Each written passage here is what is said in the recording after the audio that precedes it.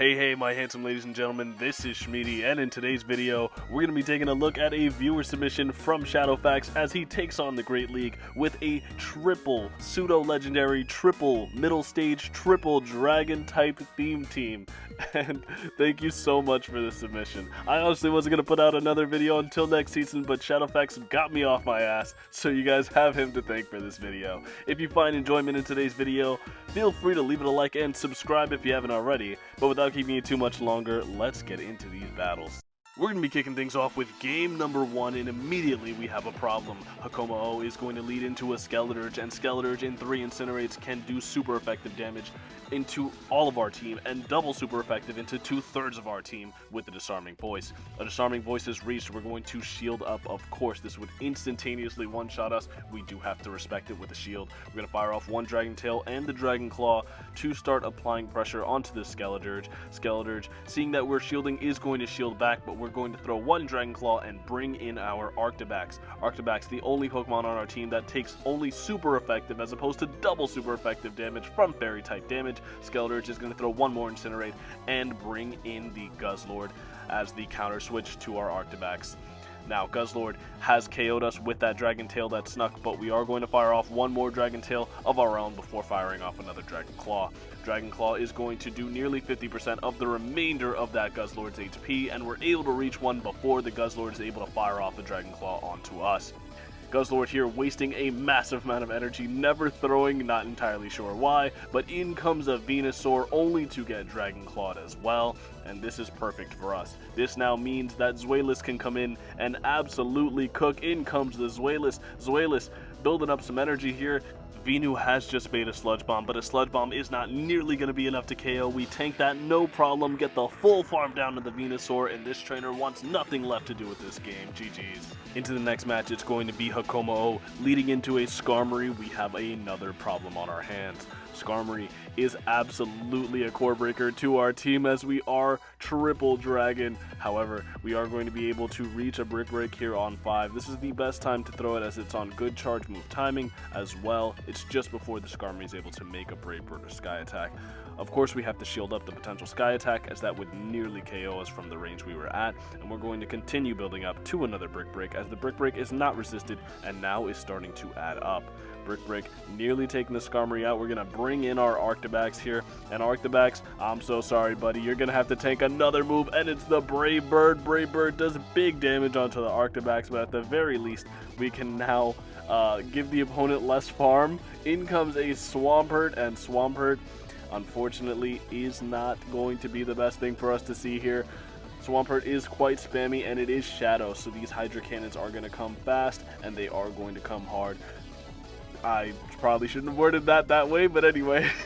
They're going to build up to what could potentially be a Sludge Wave or an Earthquake, and they send the Sludge Wave. Oftentimes, Swampert that are on the safe switch position do have Sludge Wave, but this was only enough for another Hydro Cannon. Hydro Cannon will not be enough to KO, and we're going to see a Venusaur in the back. We're going to see the catch onto our Hakomo of the Frenzy Plant. Frenzy Plant will not KO from this range. Hakomo just a little too bulky for that, and we're going to get 2 Dragon Tails off. That damage is crucial. We're going to fire off a Body Slam immediately here. The opponent knows we have a lot of energy. Are they going to shield the bait? They shield the bait, and now we make the Dark Pulse. Dark Pulse is going to easily be able to handle the Venu from this range. Question is, can we farm down the Swampert before they get to a move? Yes, we can. GG's to this trainer. Our lead luck is taking a change in this next game. It's going to be Hakomo leading into a Lantern, and Lantern's worst nightmare is the team that is presented in front of it because it has absolutely nowhere to go. They're going to safe switch into their Goodra, looking to bait out something else, but unfortunately for them, we are a triple dragon team, and you are starting behind on energy. You're only going to be able to make one move here as the Goodra, and this is absolutely perfect if we're shadowfacts. We're going to be able to get the farm down of the Goodra there. We took a shield, we won switch advantage, and now switch advantage doesn't necessarily matter anyway because they have a Lantern that's just going to be aligned onto 2 more dragons. If you guys know anything about me, what I always say is Lantern hates 3 things, and they're Mud Boys, Grass types, and Dragon types. Another Dragon type comes out into the Lantern, and in comes the Guzzlord. As we predicted, this is going to be the Guzzlord in the back. Lantern, double dragon. We're going to be able to make a Dragon Claw onto the Guzzlord. They're going to be forced to shield it up. We're going to be able to make another Dragon Claw here. Guzzlord not able to withstand all this charge move pressure. We're getting to these claws just too quickly, and we're going to send in the Zweilous. They see the Zweilous and no longer want anything to do with this game. GG's. In the next match, it's going to be Hakoma-O leading into an Annihilape, and this is exactly where we need to see this Pokemon and keep it. Annihilape is going to build up a little bit of energy before save switching into a Gligar, and in comes the Gligar. We're going to save all that energy for later and bring in Zweilous. Now Zweilous here is going to be able to fire off the Body Slam before the Gligar opts to throw a move. That's a bit of an interesting decision. We're going to fire off the Body Slam, getting the Gligar quite low, and now they're going to be able to retaliate with a Dig. However, we do not have to shield this Dig. We lived that quite comfortably from that range, and now we're building up to another Body Slam, but not before the Gligar is able to make a move of its own. Aerial Ace is going to be shielded by us as we commit to the farm down of the Gligar. Likely back in comes the Annihilape here, but we are going to have to commit to the Dark Pulse, and we get there. The Dark Pulse here will be doing some insane damage if they opt to let it go, and there goes the insane damage. Annihilape is now very low on HP. In the back, they have another problem for our team. It is the Skarmory once again. Skarmory is going to be hit with a Brick Break. Are we going to see the back-to-back Brick Breaks thrown? Indeed we are. Another Brick Break is going to get this Skarmory's defense down to -2, and we're going to immediately bring in our Arctibax after that. The reason being is because Skarmory already has a very low HP stat, and now with its defense -2, these Dragon Breaths are tearing through the Skarmory. We're going to be able to farm down the Skarm, and the Annihilape cannot counter us down. GG's to this trainer. Another good lead in the next match, it's going to be our Hakoma-O leading into a Greninja, and Greninja really doesn't have very many places to go on this team. They're going to bring in their Tentacruel, and it's a Shadow Tentacruel at that. We're going to fire off our Dragon Claw immediately here because of the one-turn switch. This is going to be on good timing, and now we are just going to bring in our Zweilous. Zweilous here is going to put up a shield on a potential nuke move, and they're going to send a Sludge Wave. Oh my goodness, we're going to be able to get the full farm down of the Tentacruel, as we are never in fear of them making another move there. In comes a Skeleturge, and we are going to easily be able to bait them with this Body Slam. Now this Body Slam bait is risky, but not so risky when you think about it. This is their second to last Pokemon, and their last Pokemon has a terrible matchup into both Zweilous and Hakoma-O, so they are going to double shield the Skeleturge here and be able to make back-to-back moves. But now our Zweilous has more than done its job. We've stripped both shields off of the Skeleturge here. They're going to be able to fire off a move here, and honestly Shadow Ball would do more damage, and this trainer is aware of that, and they send the Shadow Ball. Shadow Ball is not going to be enough to pick up the KO, however, and in comes the Greninja once again. We're going to fire off the Avalanche onto the Greninja. Greninja taking 50%, getting the screenshot for the boys, and now we are going to bring in Hakoma-O. Everything this Greninja can throw is resisted. The Hydro Cannon still hits pretty hard. It's a Greninja after all. They would need to bank a substantial amount of energy, more than they're able to bank, so they concede the match. GG's. Another problem is going to present itself in the form of a Mantine lead. Now we have to switch out of here into our Arctibax, and Arctibax going to be able to build up to the Dragon Claw, but not before we are going to have to take an Aerial Ace. Aerial Ace here is going to do some solid damage, getting us below 50%, and in comes an Annihilape, and they are punching us all the way down. Very unfortunate for us, but we are going to at least be able to pull a shield with this Avalanche. Avalanche is going to be respected by the opposing Annihilape, and now in comes Hakoma-O. We do resist any Night Slash baits that they may try to go for here, but we are going to put up a shield on a potential Shadow Ball here, and we get the call right. That's pretty good for us, as now we can build up a bunch more energy, and we know that this is only a Night Slash. Night Slash not going to be doing enough damage to make me want to put up a shield there, so we're going to commit to the farm down of the Annihilape, and they let us get nearly 100 energy there.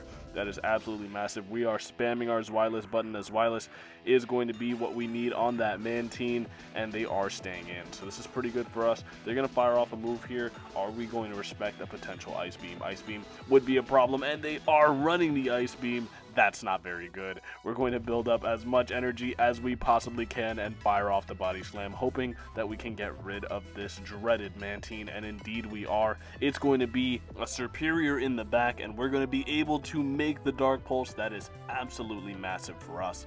This Dark Pulse onto the superior does a massive chunk of damage, and we are going to be able to make the back-to-back Dragon Claws here. Dragon Claw would likely be able to KO the superior from the range it's at. We're just going to ensure that fact with a Dragon Tail. One more for good measure. We're going to fire off Dragon Claw number 1, lands and grabs the shield, and Dragon Claw number 2 is going to get the KO on their superior. I think that was a CMP tie, not how the game should have worked there, but hey, we'll take a win. Our meme team is going to encounter the worst lead for it yet in a non-Shadow Alolan Sandslash. The fact that this isn't Shadow is so much worse for us because all this resisted damage we're throwing at it is going to be doing even less because they're not Shadow. They are going to be able to build up to an Ice Punch and fire it off here. But we have the Brick Break. We are going to shield the first and then fire off this Brick Break after one Dragon Tail. This Brick Break will apply a debuff to the defense. This is a recent change that they made, I believe in either the last season or this season, probably the last season, to be honest. Anyway, they are going to fire off another Ice Punch. We're going to no-shield it, and we are comfortably able to live it and reach another Brick Break. They are going to absolutely need to respect this one, as their defense is debuffed, and this is 4 times super effective.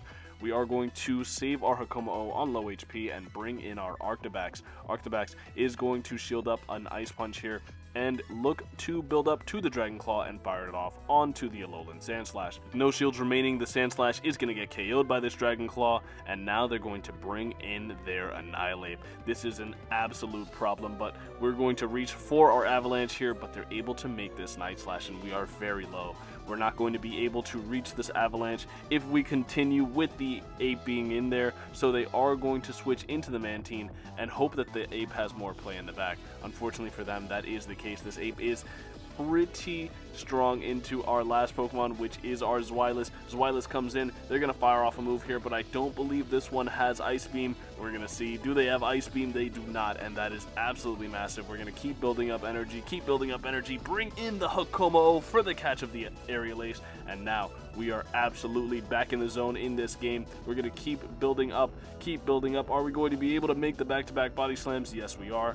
Body Slam here is going to easily pick up the knockout on the Mantine before they're able to make another Aerial Ace, and now Annihilate comes back in. We're just able to reach this Dark Pulse. This is the moment of truth. Does this Dark Pulse KO the Annihilate? Yes, it does, and that's another dub for the meme team. GG's. In the final game of the video, it's going to be Hakamo-O leading into Dugong, and I mean, I guess this is where we need to see this too.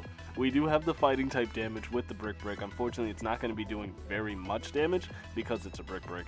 They're actually going to not be a general Dugong player and fire off their move as soon as they get it, and they are going to throw 6 Ice Shards and fire off a move on 7. We are going to shield up here as we are going to match pace here. We're going to make another Brick Break here at the same time that they make another move of their own, and they bring in the Gligar. Gligar here is going to attempt to catch up the Brick Break, but all they catch is the Dragon Claw, and now in comes our Zweilous. Zweilous is going to be looking for the Body Slam here, applying pressure onto the shield of the Gligar as they have not thrown energy quite yet. Not entirely sure why, but they are going to throw their move on the CMP tie to our Body Slam. Very interesting play by this opponent. The dig is going to do a lot of damage to us, but now we still are in range where we may just get this farm down, and indeed we do. We're clicking on our Body Slam. The opponent brings in an Annihilate, and this is going to be double resisted onto the Annihilate. Not the best situation for us, but we're going to bring in our Hakamo-O to get what damage we can off on this Ape. And we are going to have to let this move through, unfortunately. It's going to be the Night Slash. It's going to KO our Hakamo from the range we were at. And in comes the Dugong. They're going to fire off what's likely to be an Icy Wind so they can debuff our attack for that last matchup into their Annihilate. But we are going to be able to get the full farm down of the Dugong. Back in comes the Annihilate, doing super effective with the counter damage. And a lot of you are going to be happy that counter is nerfed in a few hours even. So they're going to continue building up energy. We make another Dragon Claw here. Unfortunately, there was no win con. They have so much energy on this Annihilate. They have a shield, and this game is over. So close, yet so far for our meme team. Very well played to Shadowfacts all the same. If you made it to this point in the video, thanks so much for watching. It really means a lot to me, and a special thank you to Shadowfacts for the submission for today's video. You guys may not have gotten a final Shmeaty video of the season had it not been for this submission. So again, massive thank you to Shadowfacts. That being said, being able to get some insane wins with triple pseudo-legendary middle stage dragons in the Open Great League at Legend Elo is quite a feat. So definitely some nutty gameplay sent in by Shadowfacts. But with all that being said, thanks again so much for watching. This has been Shmeaty. I hope to see you guys again next season, and have a good rest of your day. Bye.